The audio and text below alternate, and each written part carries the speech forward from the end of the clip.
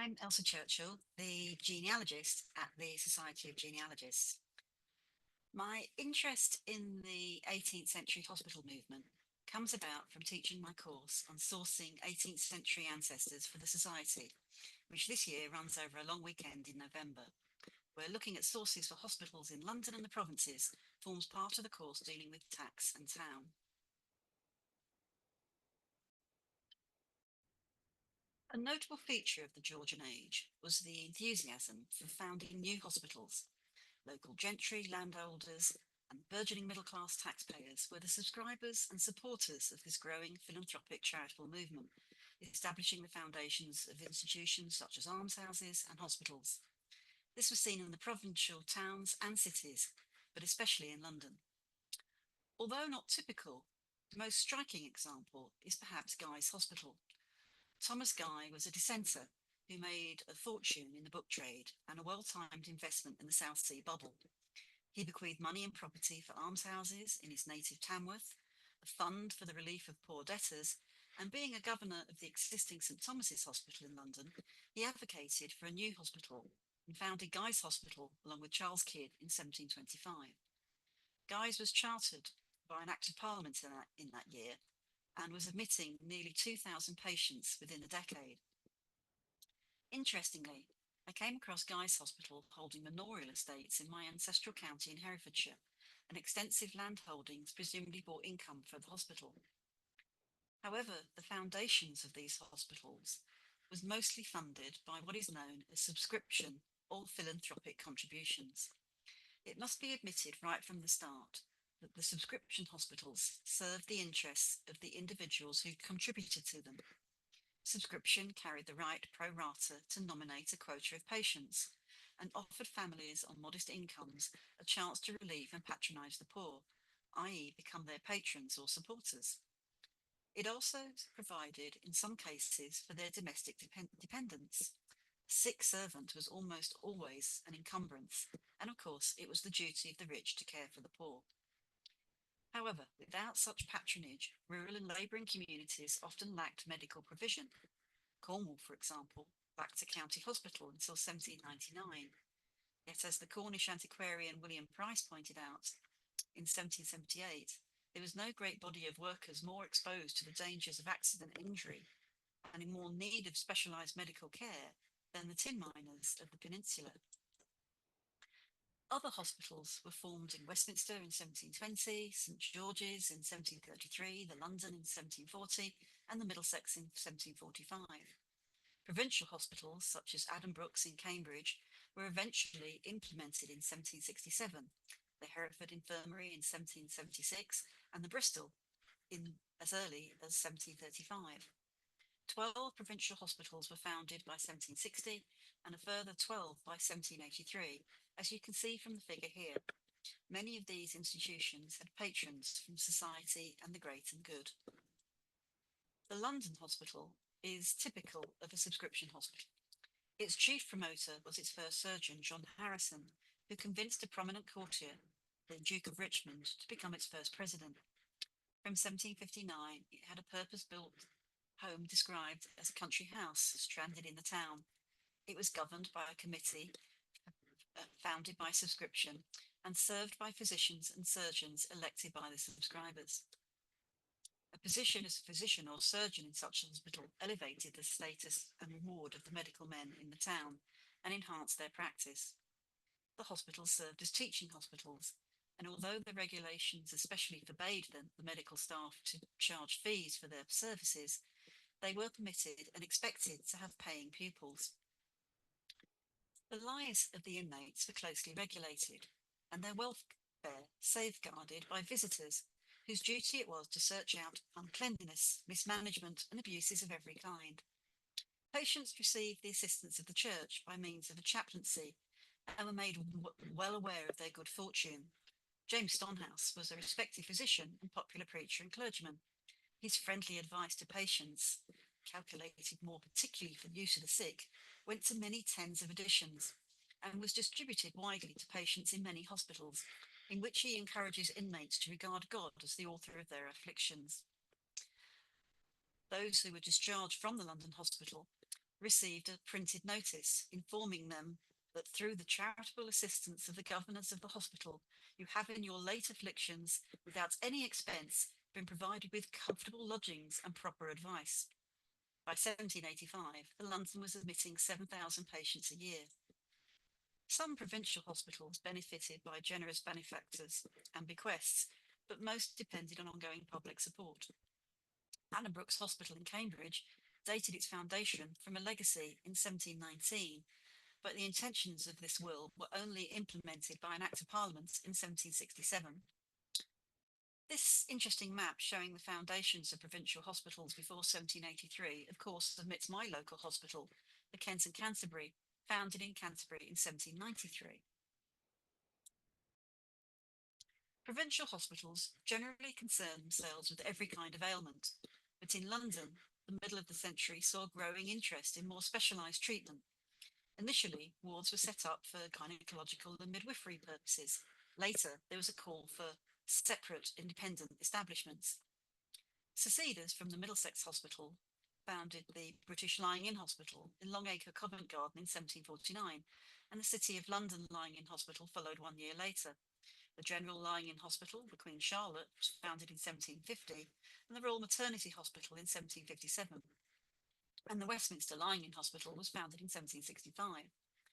Two smallpox hospitals were founded in 1746, one for those undergoing inoculation and others for those suffering naturally. The Lock Hospital for venereal diseases also commenced in 1746, its patients receiving moral instructions as well as medical care. The hospital database established by National Archives and the Wellcome Library is rather now subsumed into the TNA Discovery Catalogue, but local provincial hospital records can be found in local archives, as can be seen for some of the major London hospitals, as summarised simply on the Gen Guide website. Another foundation with specialist medical emphasis was St Luke's Hospital for the Insane, founded in 1751. It was established partly because the waiting lists for admission into Bethlehem Hospital were so long, and partly because the Bethlehem's constitution didn't allow it to gain income from governance through subscription, and particularly because of the growing distress at the practice which allowed the public to view the inmates in Bedlam, which finally stopped in 1770. Mad doctoring was a growing lucrative profession and could be a talk in its own right. Private establishments catering for the insane caused some disquiet in 1774, and Parliament was brought in to regulate private madhouses, and alternative solutions seemed to be at hand in the form of public hospitals. 3 northern cities opened lunatic asylums in Newcastle in 1763, in Manchester in 1766, and York in 1777. You can use TNA's Discovery Catalogue to locate records in local archives, as I have done here to find records at the Kent and Canterbury Library Centre for the Kent and Canterbury Hospital. In 1790, various gentlemen who were attending the Canterbury races decided the establishment of a county hospital near the city of Canterbury would be of great public utility. A public subscription was raised, and in a remarkable short period of time, just 3 years later, the Kent and Canterbury Hospital was opened on the site of the old St Augustine's Abbey. The inclusion of Kent in its name reflected its purpose, to provide for the sick and lame poor from any part of the county. Canterbury was probably chosen for the county hospital because it was well provided with medical personnel, with some 16 physicians and surgeons practicing in the city. Doctors made their money by attending people in their own homes, but gave their service to the hospital free. This was not altruistic, since election as an honorary surgeon or physician enhanced a practitioner's status.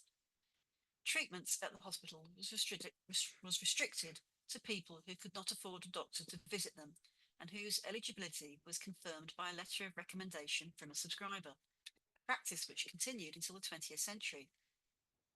Some people were excluded, such as vagrants and anyone who begged for alms, pregnant women and children under 7. No persons disordered in their senses could be admitted, nor anyone suspected to have smallpox, itch, or infectious distemper, or who are not free from vermin, nor any who are apprehended to be in a consumptive or dying condition, or who are suspected to have venereal disease. Registers of outpatients and inpatients survive for this hospital from 1793. Hospital records dating from this period are starting to get online, and this slide is indicative of what may be found on Find My Past. I haven't found much on Ancestry, but it's worthwhile looking to see what records have been filmed and or digitised by Family Search, and hence listed in the Family Search catalogue and viewable at an affiliate partner library such as the Society of Genealogists. The London Bethlehem Hospital patient admission registers and casebooks from 1683 are on Find My Past. Throughout the history of Bethlehem Hospital, the registration books and the amount of information found on the books have continuously changed. The earlier volumes have primarily listed the patients with their admission date, last known address, discharge data, and in some cases a reason for discharge was given, and the names of securities, i.e. those either paying for the patient's stay in hospital or those to be contacted if payment was not made. After the 1840s, the register books become more sophisticated and structured. They recorded far more detail about the patient, such as marital status, occupation, age, education, and who brought the patient to the hospital, usually a family member or friend. The later records also included additional notes about the patient's discharge, such as whether they were recovered, not well, or on a leave of absence. If the patient has died, some records include a cause of death. The Northampton General Hospital was founded in 1744 by Dr. James Stonehouse. The hospital was supported by local benefactors who paid for patients' treatments through subscriptions. Within the hospital's first 6 months, they treated 103 patients. People were admitted on Wednesdays and Saturdays to align with the market days when carts were available to bring people to the hospital. After a patient was discharged, the individual was obligated to go and thank the hospital committee for treatment. If they did not, they were not readmitted in the future. In 1793, the needs of the hospital grew, and a new building was built at the cost of £15,000 at the edge of the town. Today, the Northamptonshire General Hospital is still providing healthcare as part of the NHS Trust. The original hospital records can be found at the Northamptonshire Record Office. The records provide us with the individual's ailments and the outcome of the case. For example, William Abbey was admitted on the 23rd of April 1808 after an accident fractured his arm. Abbey was cured and discharged on the 25th of June 1808. Other ailments found in the records include a sore heel, scalded leg, gunshot wounds, inflamed eyes, fever, and many more conditions. As the Industrial Revolution continued, ailments related to industry accidents increased. The Northamptonshire Mercury reported regularly about the Northamptonshire General Infirmary, and the newspaper can also be found on Find My Past newspaper collection. The records on Find My Past provide a transcript created from the original hospital records. The detail in each transcript can vary, but most will include the name, age, birth year, admission date, discharge year, and nature of ailment. The Foundling Hospital was founded in London by Thomas Coram in 1741. Records for our period are split between the National Archives and the London Archives, formerly the London Metropolitan Archives. At TNA are the registers of baptisms and all too many burials for 1741 to 1839 in the RG series, and with a microfilm copy of these records at the SOG too. Other records held by TLA include petitions from parents for the admission of their child, the system which was in operation from 1760, apprenticeship registers and minutes, etc. In 2020, the Foundling Hospital original records were withdrawn from public access, so they could be prepared for digitisation. Coram has now digitised 405 of the most important volumes in the archive, or 23% of the entire collection. These digital images and their transcripts will be available to view online from the 17th of October 2024. At the end of the project, the digitised records will be available for free online for everybody. This means no further access to the original records at TLA or elsewhere to preserve them for the future, but in the meantime, some of the records are available on microfilm, as I said. Coram's Foundling Hospital Archive is a unique and rich historical resource, known for its completeness. The archives span the full history of the Foundling Hospital from 1739 to 1954, when the residential school closed. The 500,000 records detail the lives of the 27,000 children in the hospital's care the mother's circumstances, and the hospital's operation and guiding principles. The Foundling Hospital petitions are amazing. This unusually long petition concerns the case of Elizabeth Brooks. We find her age and where she's from, how she is seduced by Thomas Bowman, who courted her for 2 years but refused to marry her when she fell pregnant. In desperation, Elizabeth turns to a former employer who got her into the lying-in hospital in Oxford Road to have her child, and then petitions the Foundling Hospital to take the child so Elizabeth can resume her life and support her sick mother. It's accompanied by a letter of support from Mrs. Jemima Pierce of South Lambeth, her former employer. Some administrative documents in the CHAR class at TNA illustrate the procedures for admitting a child to the London Foundling Hospital. This is an example of notepaper used to record the admission of an infant or young child into the hospital. The lamb holding a sprig of thyme in its mouth is an element from the original coat of arms designed by William Hogarth for the hospital in 1747. We're reminded that the age limiting we're reminded that the age limited for admitting children is 12 months old.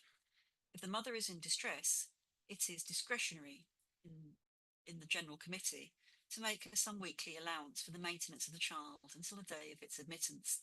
The billets for the admittance of children are given on Wednesdays preceding baptism. We see how the children are numbered. Before the children are sent into the country, they're to be numbered and registered in the following manner.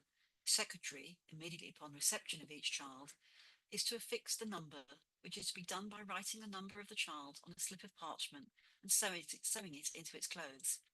The numbers are to follow each other in succession, and great care to be taken that the number always remains fixed to the dress of the child during its continuance at nurse. The secretary, after the child is received, enters into a register set apart for that purpose the day, month, and year of its admission, the name of its mother, sex and age of the child, the name by which it's baptized in the hospital, the number of the child, and private marks attached to the dress. According to the London Archives Guide to Hospital Patients Records, there were several lying-in hospitals established in mid-18th century London. Records for 4 of these have been deposited at the London Archives. A 5th lying-in hospital, known as the New General Lying-in Hospital, was opened in Oxford Road near Hanover Square in 1767, under the name of the Queen's Hospital. This is where Elizabeth Brooks had her child. It shortly afterwards moved to a larger house in Store Street near Tottenham Court Road, where its patients included single women. The hospital closed about 1800, and unfortunately no records of patients are believed to have survived. There are, for example, transcripts in the London Archives Library of the registers of births and baptisms in the lying-in wards of the Middlesex Hospital at Mortimer Street, St Marylebone, which opened in 1747 and closed in 1807. The London Archives Research Guide has detailed accounts of the records it holds for the 4 lying-in hospitals that it holds records for, and the Wellcome Collection catalogue is also a good source for contemporary publications and reports, etc., from the institutions themselves, such as here the Abstracts of Accounts and Statistics, 1752 to 1768, for the General Lying-in Hospital on the corner of Quebec Street, Oxford Road, which lists patrons, governors, and subscribers to the hospital. A search of TNA catalogue, for example, for the British Lying-in Hospital in Endell Street, Holborn, has particulars of patients in several volumes from 1749 in the RG8 series of records, and the catalogue tells us these records are digitised on the genealogist website.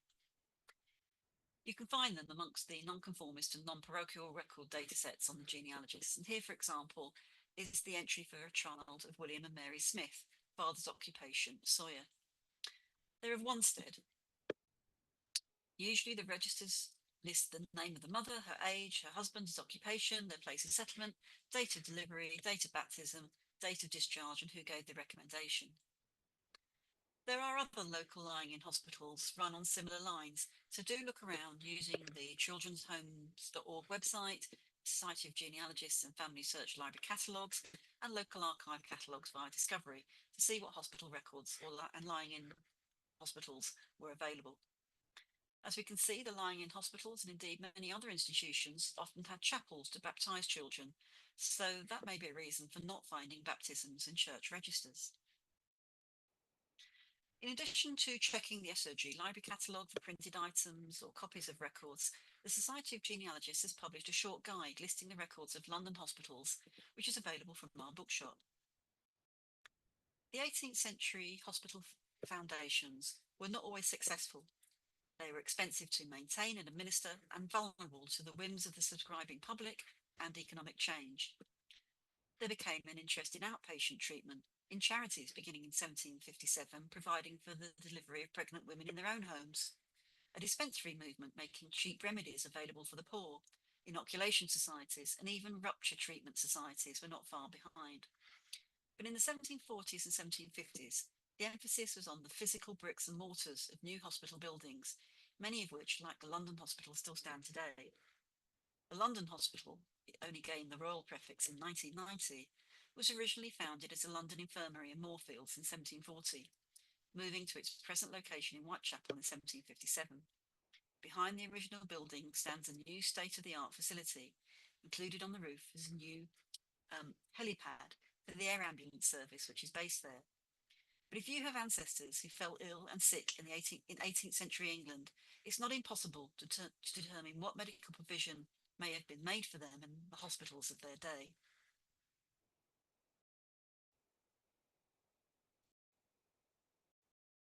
Thank you.